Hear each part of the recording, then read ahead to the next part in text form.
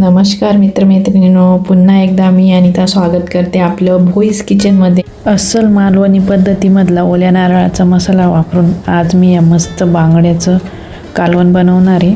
तर त्यासाठी बघा, मीठ, हळद आणि लिंबू लावून आता 1 तासासाठी मी हा बांगडा मासा मस्त मुरायला ठेवून देते।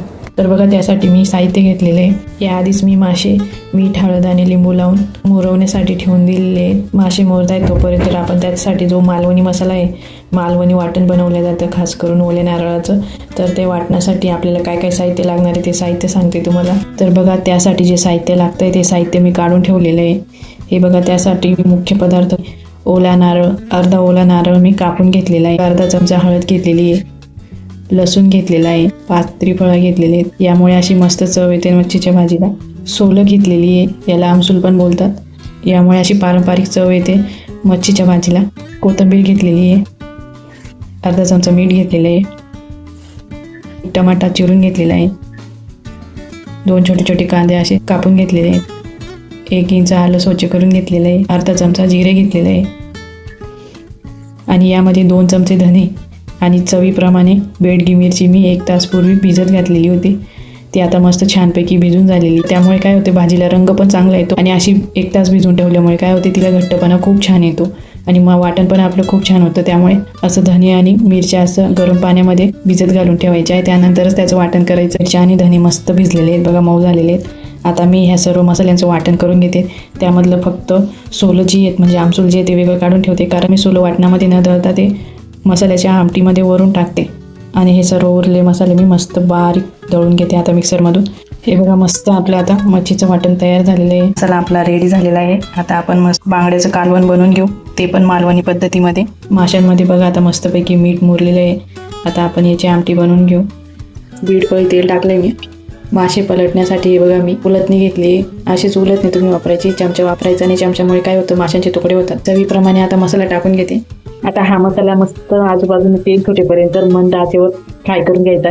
2 मिनिटं झाली, आता मसाला मस्त फ्राय झालाय, आजूबाजूने बघा तेल सोडलेलं आहे। आता यामध्ये मी मुरत ठेवलेले मासे टाकून घेते, हे पाणी फेकून द्यायचं आहे। मासे टाकून घेतले बघा मसाल्यामध्ये, मासे मस्त असे वर खाली करून घ्यायचे म्हणजे सगळा मसाला माशाने लागेल आता। जास्त हलवायचे नाही, त्यामुळे काय होतं माशांचे तुकडे होतात। गॅस मी मंद ठेवलेला आहे, मंद गॅसवर आता मस्त हे 1 मिनिटासाठी त्यावर झाकून ठेवते। बघा 1 मिनिट झाला, 1 मिनिटानंतर बघते मी। आता हे मासे न हलवता त्यामध्ये पाणी टाकून घ्यायचे। जर तुम्ही अशाच परिस्थितीत हलवले तर माशांचे तुकडे होतील।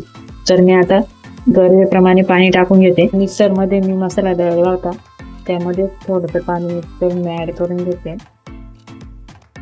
अजून थोडंसं पाणी टाकते मी, म्हणजे साधारणतः 1.5 ग्लास पाणी टाकले मी। मीडियम गॅसवर 1 मिनिट उकळी येऊ देते आणि 1 उकळी आल्यानंतरच मी त्यांना हलवते। आता हे बघा, आमटीला मस्त उकळी आलेली मीडियम गॅसवर। आता त्यामध्ये हे सोलं जे होते काढून ठेवलेले ते सोले टाकून घेते, त्यामुळे भाजीला एक पारंपरिक चव येते आणि कोथिंबीर टाकून देते वळवून। आता ही भाजी अलगदपणे हलवून घ्यायची आहे, म्हणजे मासे तुटणार नाही। मग अशी जर आपण हलवले असते तर माशाचे तुकडे झाले असते। काय मस्त सुगंध येतोय भाजीचा, खूप छान। मीडियम गॅसवर आता 5 मिनिटं अशीच उकळी येऊ देते, अधूनमधून तिला हलवून घ्यायची। हे बघा 5 मिनिट झाले, आता भाजीला उकळून गॅस मी लो फ्लेमवर करते। आता या ठिकाणी काय करायचं, मीठ कमी जास्त चवीप्रमाणे तुम्ही टाकून घ्यायचं। आता मला या भाजीमध्ये मीठ टाकायची गरज नाही वाटत आहे, कारण मीठ व्यवस्थित झालंय भाजीमध्ये। परत मी लो फ्लेमवर 5 मिनिटासाठी उकळू देते भाजी। मंद गॅसवर 5 मिनिटं शिजल्यानंतर आता ही भाजी मस्त छान रेडी झालेली आहे।